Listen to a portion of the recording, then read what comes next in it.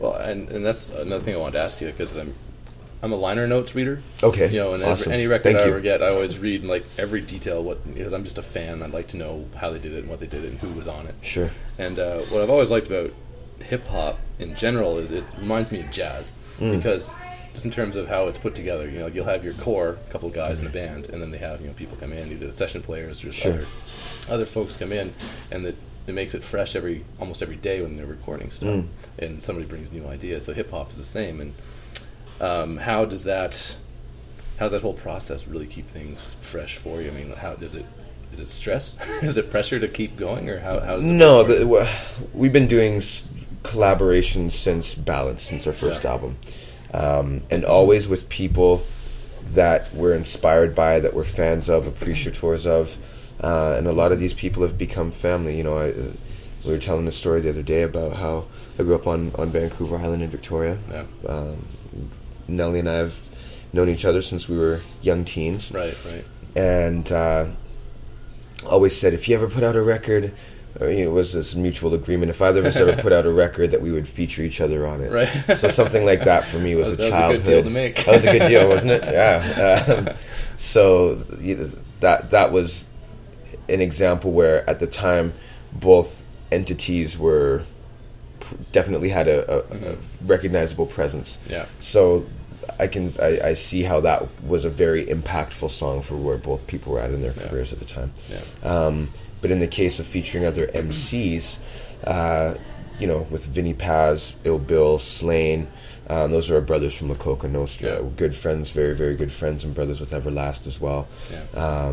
And then, of course, self-titled Apathy, Snack the Ripper, and which is I love that name. That's just and Esoteric. Snacks on Fear. I can never remember the name of that song. These are all guys, and Snack the Ripper's a Battle Axe Warrior. So these are guys that we love. We love them as MCs, and we love them as people. So it's just it's influence, it's inspiration, and it's family. It's hip hop. It's small. It's underground. Thing, right? It's a community thing. It really is, and we're very fortunate to be part of that kinship. Yeah. And that leads, I guess, to this is not your only gig, I guess, musically. I mean, you've done your own records. Matt Child's done his own records too. Sure. When you are in that process of you're writing your own songs, and where do you draw that line in the sand? Say, okay, this one's for Swollen members, this one's for me, this is maybe for another project. Where do you how do you sort these things out? Well, Swollen's always the top priority. Yeah. So if Rob's made 10 beats, we sort of sit down as a group and listen to them, and we've been working together long enough now, we kind of say, yeah, that's a Swollen one. Yeah. Matt will get excited about a particular beat. Go ahead, bro, do your thing on it. Yeah. Same case with me, and quite often it's very rare for us, I should say, for us to butt heads on what music is going where. So it's usually pretty easy to figure out. That's all right. But I mean, after this long, how could it not be? Right. Right. Exactly. You all know each other. You're brothers, right? Yeah, so it's, for sure. Works like that. Yeah. You're actually, I learned this during the that comedy podcast we were talking about. You have kind of a theater background. I do. At least when you were in school, you were doing theater productions and stuff. And I remember hearing you say that, and that when you stepped on stage, that's you knew this is what you wanted to do. How does that background kind of inform what you're doing on stage as a hip hop performer? Well, it's interesting actually. I think at a young age I loved writing poetry, and I loved the theater. So I quickly saw, well, thanks to my cousin came from the East Coast and said, hey, here's a hip-hop tape, listen to it. And I said, I only like AC/DC and Metallica and Black Sabbath, go away. But he made me... gotten along in high school. So, we listened to this tape, and I instantly saw, man, this is a place where I can put my poetry, because I can't play instruments or sing to save my life, so it's a great place to put my poetry and my love of stage together in one place. Oddly enough, it was, and I just took it and ran with it and developed into the MC that I've become. Yeah. But about a year and a half ago, I got an opportunity to do a stage performance 3 nights in a row for a production called Brief Encounters. Right. What they do is they take 12 artists once a year. They take 12 artists all from different walks of life, and they pair them up. You have 2 weeks from meeting your collaborative partner to your first night on stage. 10-minute performance piece. Yeah. Six different acts. And I got teamed up with a contemporary dancer, Josh Martin, from Vancouver, 605 Collective.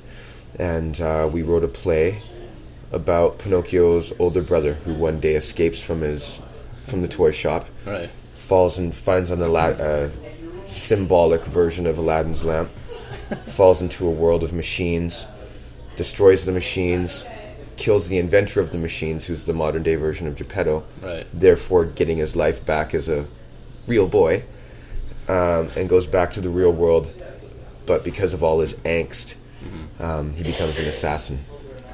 So we did that, and it was my first time back on theatrical stage, right, and it really opened my eyes to cadence, pacing, spatial recognition on stage. So that was a reboot for me. That was almost as if I was pressing the restart button on the performances. So that's influenced how you're performing on stage now? It's just made me more cognizant of what the stage can offer. Yeah. Oh, interesting. And have you got kind of plans to go deeper into the theater world? Well, I have a lot of tricks. I have a lot of tricks up my. I have a lot of tricks up my sleeve. Theater is definitely one of them. I just timing has to be allocated properly for everything to be able to sync. So yes, soon, but not yet. Understood. Yeah. And I know, like Mad Child, like you're talking about your heavy metal kind of fanship when you were a kid. He was more of a punk rock kid. He was a punk rock kid. It's interesting because we're roughly the same age. I remember when I was in high school, small town, there were camps. There was the hip hop group, there was the punk rock group, there was the metal group, and they just never talked. There was a top 40 group, and that was about it. And nobody talked to them. Yeah, exactly. There's all the cool people, they just ignored them. But did you find a similar kind of experience when you were growing up, that was camps like that for musical styles? Well, there was really only, to be honest with you, there was really only one camp where I grew up, and it was rock. Yeah. It was metal. I'm sure there were other camps, but there was very minute pockets. And when the hip hop thing kind of hit for me, I felt. Look, I came from that camp and said, "Hey guys, still respect it. I'm still gonna bump my stuff, and it's all good. I'm gonna still pinch roll my jeans, but I'm gonna start listening to this stuff now and get into this culture." So, small school. It was all cool, but there was really only a handful of us, myself, Scott, and Daryl, and maybe Jeremy. Yeah. There's about 4 of us in the whole school. We had our Walkmans, luckily, and things like that. So it became more of a self-contained environment, I think, is maybe the best way to say it. Right. Yeah, right. But we were never extradited or anything like that. In terms of your own career, Swollen Embers, it's been going on 15 years-ish, I guess you guys have been doing this, right? Yeah. Back in 99, first record comes out, you're kind of, the young guys in the scene. Now it's a very different situation. Are you seeing yourself more elder statesman type role, or where do you see yourself kind of in the music, fitting into the Canadian music scene? Well, I would like to think that at some point when the tenure is done, that which will be at this point now, we've gone and weathered the storm. I think we've been through our lowest point. Now it feels like we're back on the upward swing. I would like to think that there is a place for Swollen, not just in underground or Canadian hip-hop history, but I think we've left a nice heritage. I think we have a nice legacy for Canadian music in general. So I'd like to see us be able to cement what we've done so far with some more great work and some more hard work.